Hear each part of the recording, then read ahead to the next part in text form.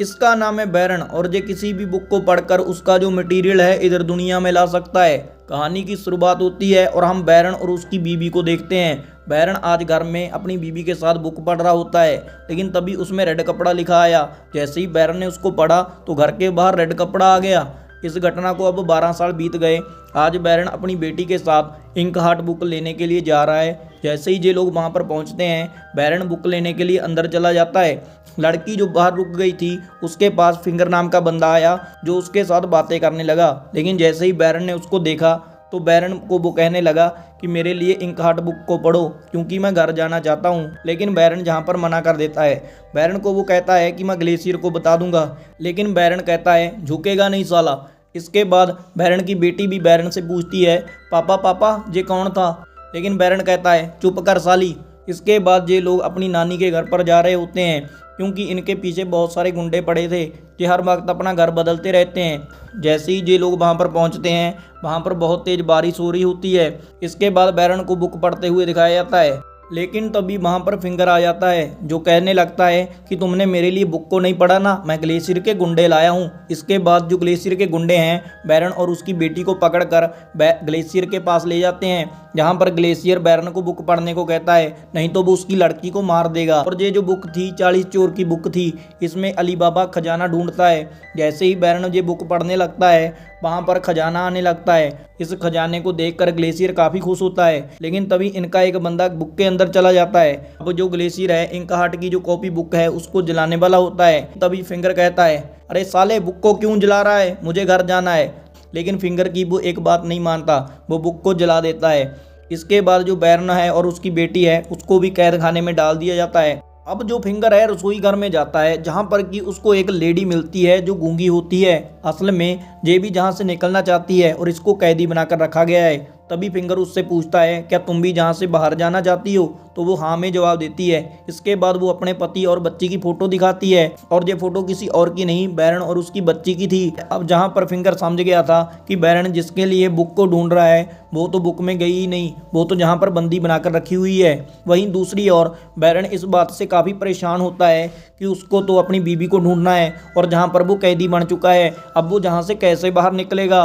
लेकिन दूसरी ओर फिंगर को आइडिया आता है। बैरन को जाकर कहता है कि मुझे भी इंक हार्ट बुक चाहिए, तुम्हें भी, क्यों ना हम लोग मिलकर ढूंढें। अब जहाँ पर बैरन कहता है कि हम जहाँ से बाहर कैसे निकलेंगे, तब वो उसको एक बुक देता है जिसमें एक तूफान का जिक्र होता है। जैसे ही बैरन बुक को पढ़ने लगा तो वहाँ पर एक बड़ा तूफान आ गया और इस तूफान की मदद से वो लोग वहाँ से निकलने की कोशिश करते हैं और बाहर आ जाते हैं। जब वो लोग जहाँ से भाग रहे होते हैं तो जो बैरन की बीवी थी फिंगर को आवाज़ लगाती है, लेकिन फिंगर उसकी मदद नहीं करता क्योंकि उसको पता था कि अगर मैंने इसकी मदद की तो बैरन को अपनी बीवी मिल जाएगी और वो मेरी मदद नहीं करेगा।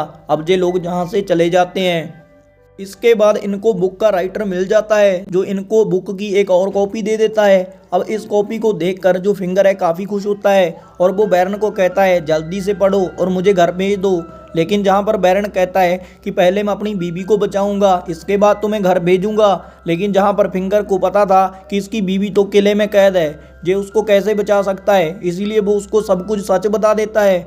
जय जानने के बाद बैरन काफ़ी गुस्सा करता है, लेकिन फिंगर जहाँ पर कहता है कि जैसे तुम अपनी बीवी को पाना चाहते हो मैं भी तो अपने घर जाना चाहता हूँ ना, इसीलिए मुझे छोड़ दो।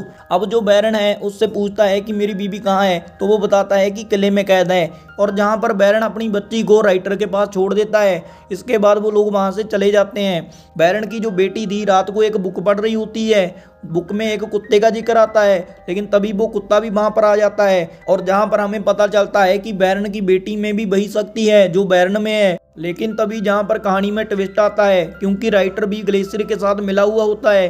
अब ग्लेशियर के जो गुंडे हैं उसकी बेटी को पकड़ते हैं और अपने साथ ले जाने लगते हैं और वह राइटर को भी कहते हैं कि तुमने उन लोगों को बुक की कॉपी क्यों दी। इसके बाद जो उसकी बेटी है उसको पकड़कर ग्लेशियर के कैद खाने में डाल दिया जाता है। लेकिन इस कैद खाने में उसकी मुलाकात फिंगर से होती है। जैसे ही फिंगर उसकी बेटी को देखता है वो जहाँ से सीधा बैरन के पास जाता है और उसको सारी बात बताता है।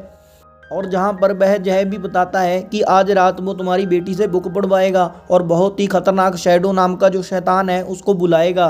दूसरी ओर हम उसकी बेटी और राइटर को देखते हैं। राइटर को भी जहाँ पर कैद खाने में डाल दिया गया था, अब राइटर अपनी गलती सुधारना चाहता है और जहाँ पर वो स्टोरी को चेंज करके लिखने लगता है, क्योंकि वो चाहता था कि जो सब कुछ है नॉर्मल हो जाए। लेकिन तभी जो ग्लेशियर के गुंडे होते हैं उसकी बेटी को पकड़ कर ले जाते हैं। अब जब उसकी बेटी बुक पढ़ने लगती है तो उसमें शैडो का जिक्र आता है और जैसे ही वो शैडो कहती है वहाँ पर एक शैडो नाम का शैतान आ जाता है जो कि धुएं से बना हुआ होता है और ये दिखने में काफ़ी खतरनाक होता है। इसकी जो आंखें होती हैं आग की होती हैं और सभी लोग इसको देखकर डर रहे होते हैं। लेकिन जहाँ पर ग्लेशियर उससे बिल्कुल भी नहीं डरता क्योंकि ग्लेशियर की वो बात मानता है। वहीं दूसरी ओर राइटर ने कहानी को चेंज कर लिया होता है। अब वो कुत्ते को वो पेज देकर भेजता है। जैसे ही वो लड़की उससे पेज लेकर पढ़ने लगती है तो वो कहती है कि जहाँ पर जो हमारा शैतान है उसको अपनी गलती का एहसास हो गया है और उसमें जितनी भी आत्माएं हैं वो चाहती हैं कि वो ग्लेशियर को पकड़ लें। अब जो धीरे धीरे शैतान है ग्लेशियर की ओर बढ़ने लगता है।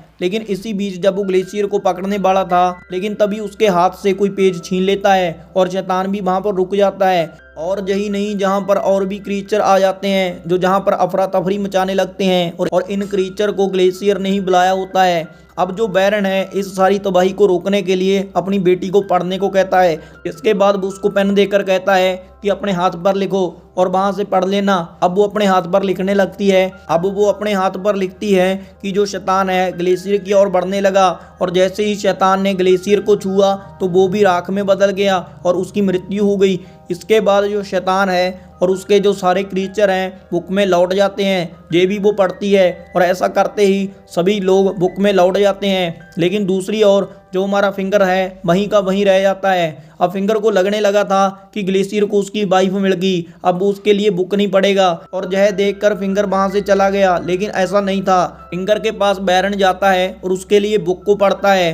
बुक को पढ़ते ही जो फिंगर है वो भी अपने घर चला जाता है और घर जाकर वह काफी खुश होता है। इसी के साथ ये जो मूवी है हैप्पी एंड हो जाती है। अगर आपको अच्छी लगी हो तो हमारे लाइक और चैनल को सब्सक्राइब करके घंटी वाला बटन प्रेस करके कमेंट करके शेयर करके हमें जरूर बताएं।